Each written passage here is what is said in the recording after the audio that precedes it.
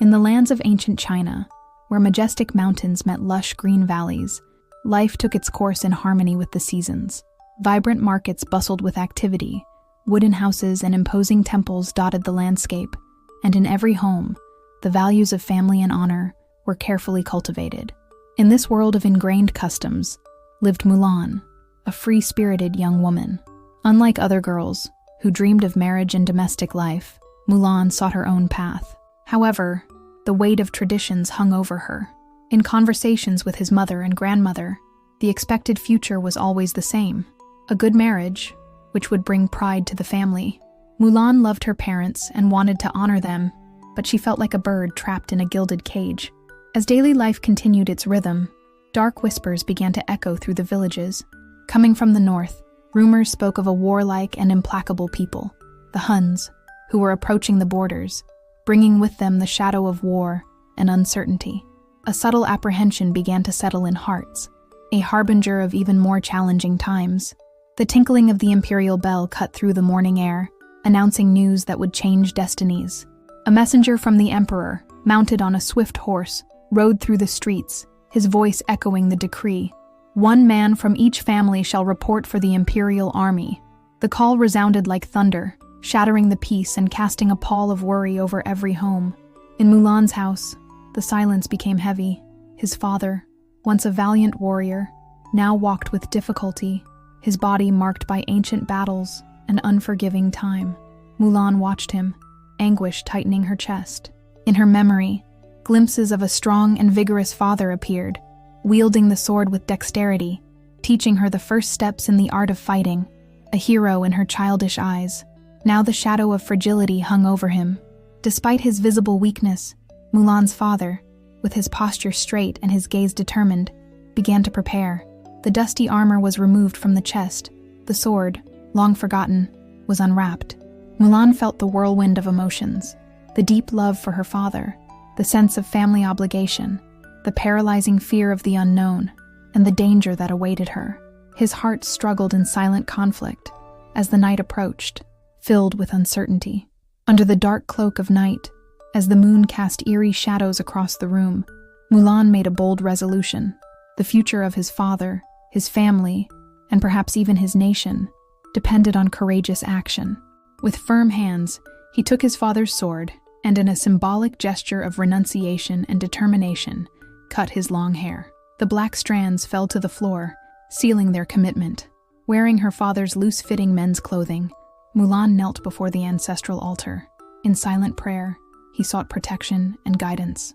With fervor, she asked the spirits of her ancestors to guide her on this dangerous journey, to grant her strength and wisdom to face the challenges that would come. Faith was his shield, hope his lighthouse. A tremor of doubt ran through his body. The fear of discovery, of failure, of war, assaulted her. For a moment he faltered, but when he remembered his weakened father, the fragility of his family, courage returned, driven by love and a sense of duty. With dawn still far away, Mulan, now transformed into a young soldier, left home in silence, setting out in search of her destiny, heading into the unknown, with a heart full of hope and apprehension. With the sun still rising above the horizon, Ping began his journey towards the military camp. Riding on Khan, the family's faithful horse, Mulan left the familiarity of her home behind, embarking on an uncertain path. The trip proved arduous from the beginning. Long hours on horseback took their toll on his body. Winding trails snaked through rough terrain, and the weight of his improvised armor made every movement an ordeal. Despite the physical exhaustion, determination drove Mulan forward. Along the way, he passed other young recruits, their faces marked by the same mixture of excitement and apprehension. Brief meetings revealed different stories: peasants leaving their families, young adventurers in search of glory, all united by the same imperial call. Amidst that heterogeneous group, Mulan struggled to maintain her masculine composure, a constant challenge. The loose and uncomfortable clothes caused irritation. The gestures and masculine posture required concentrated effort. With every step, Ping felt the weight of the charade, the fragility of her mask, but the need to protect her father and honor her family kept her steadfast, resolutely proceeding towards the unknown training ground. The military field was a whirlwind of activity. Command shouts echoed in the air, Recruits marched in formation. The metallic sound of swords filled the atmosphere. Under the watchful and stern eye of Captain Li Shang, training began at dawn and continued until dusk.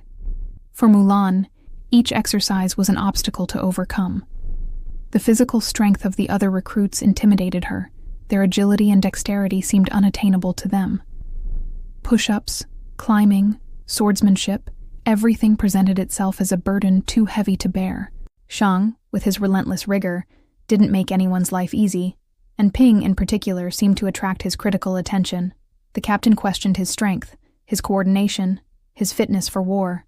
However, with each failure, Mulan rose with renewed determination. Persistence was his secret weapon. Even staggering with exhaustion, even with sore muscles, she tried her best, trying to overcome her limits. Little by little, Shang began to notice Ping's tenacity, the flame of courage that shone in his eyes, a reluctant respect germinating amid the strict discipline. As Mulan struggled to excel in training, ancient forces stirred in her favor. At the family temple, the ancestral spirits, worried about the young adventurer, summoned Mushu, a once powerful small dragon, now demoted to a temple gong player. Tasked with awakening a great stone dragon to protect Mulan, Mushu, eager to prove his worth, set off on a rampage, literally smashing the great dragon into pieces in his excitement. To disguise the disaster, Mushu decided to take on the task of guardian himself, accompanied by Crikey, a cricket considered a lucky charm, although with a pessimistic outlook on life. The unlikely duo soon found Mulan at the training camp. Mushu, with his outgoing personality and questionable advice, and Crikey, with his laments and gloomy predictions, intrude on Ping's routine, causing more confusion than help.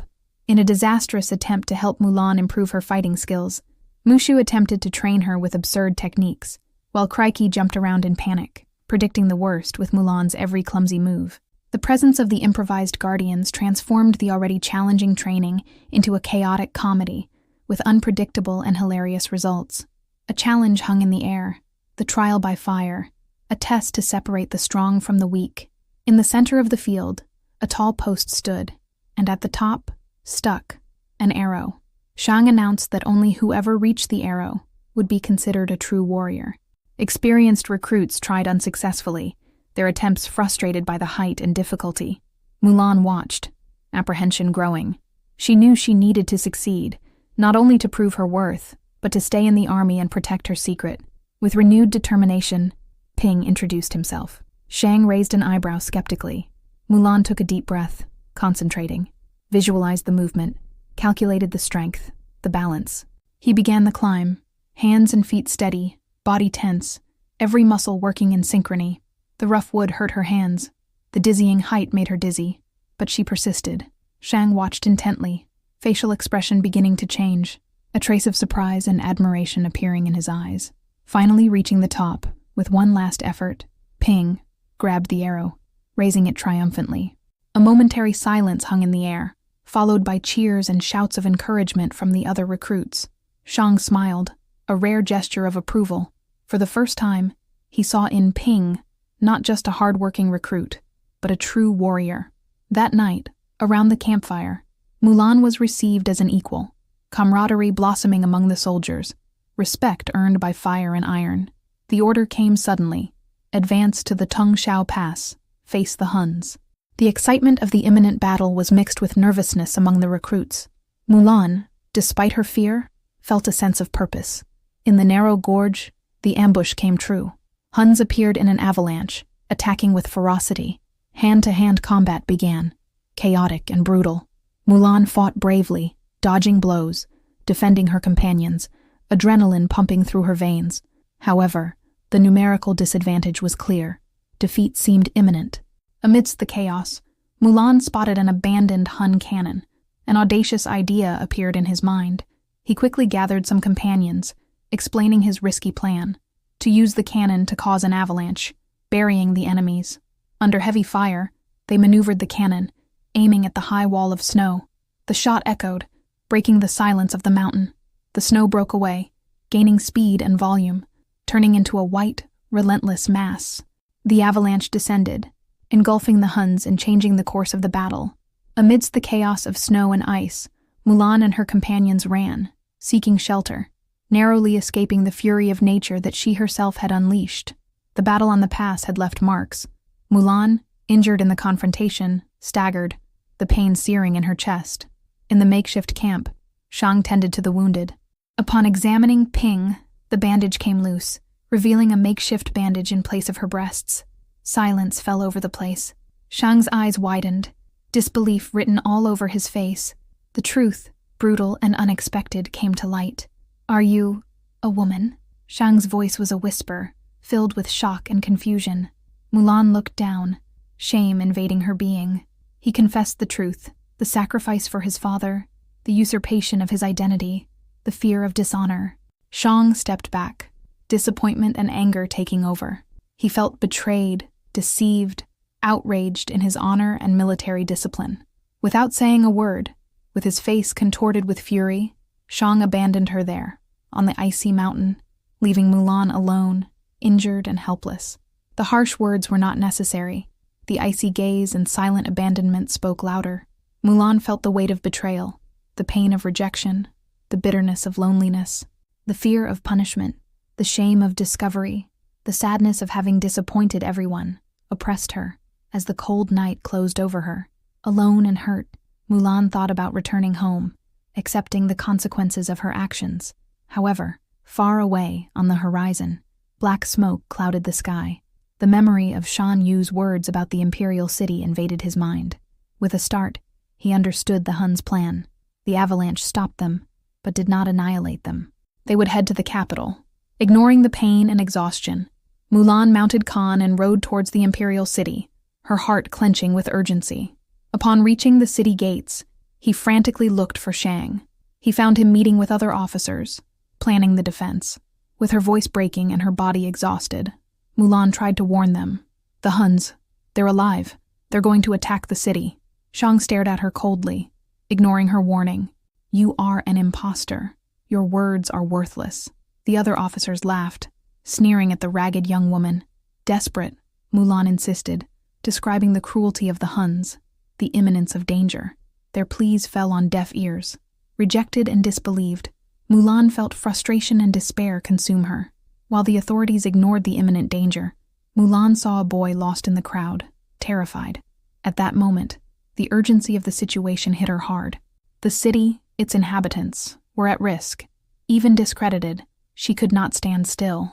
Ignored by the military, Mulan knew that the city's salvation depended on her. With Mushu and Kriki by her side, she sought out her former training companions, those who had learned to respect Ping. He explained the situation, the authorities' disbelief, the real threat from the Huns. To her surprise, they believed her. Together, they devised a bold plan, using intelligence and cunning instead of brute force. When Shan Yu and his warriors invaded the city, expecting to encounter little resistance, they were surprised. Mulan and her friends, wearing civilian clothes to blend in with the crowd, lured them to the imperial palace. Inside the palace, traps and ambushes awaited the invaders. The final fight broke out, intense and strategic. Mulan, demonstrating courage and leadership, coordinated the attacks, guiding her companions. Shang, watching the battle from afar, hesitated to intervene, torn between doubt and a growing recognition of Mulan's bravery. At the climax of the confrontation, Mulan faced Shan Yu on the roof of the palace. In a tense duel, Mulan's intelligence surpassed the Hun leader's brute strength. Using a fan and fireworks, she disarmed Shan Yu and threw him into the fireworks, sealing victory with an explosion of light and color. With Shan Yu defeated, peace returned to the imperial city. Mulan was taken before the emperor. To everyone's surprise, the emperor, instead of punishment, offered her honors, recognizing her bravery and intelligence as a heroine of China. Mulan refused the honors, asking only to return to her family. Upon returning home, she was greeted with tears of joy and pride by her parents. The Fa family's honor was restored, and Mulan was celebrated not just as a daughter, but as a warrior and savior. Shang, having witnessed Mulan's courage and valor, went to her house. There was no longer anger or distrust in his eyes, only respect and admiration. In a sincere gesture, he gave Mulan back her helmet, a symbol of recognition and perhaps something more. In the flower garden, while contemplating the future, Mulan felt free, strong, and in control of her destiny.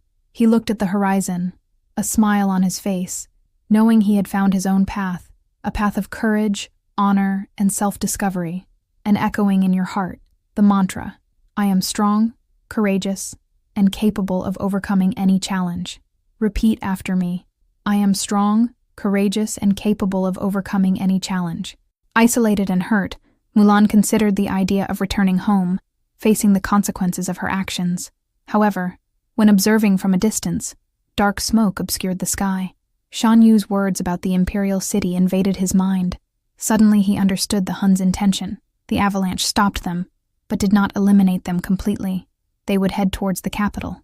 Without caring about the pain and fatigue, Mulan mounted Khan and set off quickly towards the imperial city, her heart agitated by the urgency of the situation. Upon reaching the city gates, he searched endlessly for Shang. He found him meeting with other officers, planning the defense. With her voice breaking and her body exhausted, Mulan tried to warn them. The Huns, they survived. They will attack the city. Shang stared at her coldly, ignoring her warning. You are a fake. Your words have no credibility. The other officers laughed, belittling the ragged-looking young woman. In desperation, Mulan insisted, describing the cruelty of the Huns, the imminent danger. Their pleas were ignored. Rejected and discredited, Mulan felt frustration and discouragement consume her. While the authorities overlooked the immediate danger, Mulan saw a child lost in the crowd, terrified. At that moment, the gravity of the situation hit her hard. The city, its residents, were at risk. Even without credibility, she could not remain inert. Disregarded by the military, Mulan knew that the city's safety depended solely on her. With Mushu and Kriki by his side, he sought out his former training colleagues, those who had learned to respect Ping. He explained the situation, the authorities' disbelief, the real threat from the Huns. To her surprise, they trusted her. Together, they devised a bold plan, using cunning and intelligence instead of brute force. When Shan Yu and his warriors invaded the city, expecting to encounter minimal resistance, they were taken by surprise. Mulan and her friends, wearing civilian clothes to blend in with the population, led them to the imperial palace. Inside the palace, traps and ambushes awaited the invaders. The final confrontation began, intense and strategic. Mulan, demonstrating bravery and leadership, coordinated the attacks, guiding her companions. Shang, watching the fight from a distance, hesitated to intervene, torn between doubt and a growing recognition of Mulan's courage. At the height of the clash, Mulan faced Shan Yu on the roof of the palace. In a tense duel, Mulan's intelligence surpassed the Hun leader's physical strength. Using a fan and fireworks, she disarmed Shan Yu and threw him into the fireworks, sealing victory with an explosion of light and color.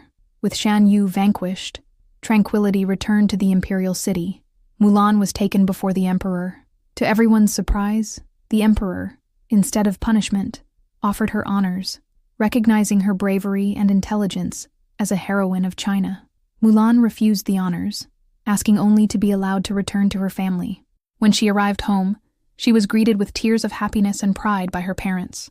The Fa family's honor was re-established, and Mulan was celebrated not only as a daughter, but as a warrior and savior. Shang, having witnessed Mulan's courage and valor, went to her house. There was no longer anger or distrust in his eyes, only respect and admiration. In a sincere gesture, he gave Mulan back her helmet, a symbol of recognition and perhaps of something deeper. In the flower garden, while contemplating the future, Mulan felt free, strong, and master of her destiny. He looked at the horizon, a smile on his face, knowing he had found his own path, a path of courage, honor, and self-discovery, and echoing in your heart, the mantra, I am strong, courageous, and capable of overcoming any challenge. Repeat after me. I am strong, courageous, and capable of overcoming any challenge.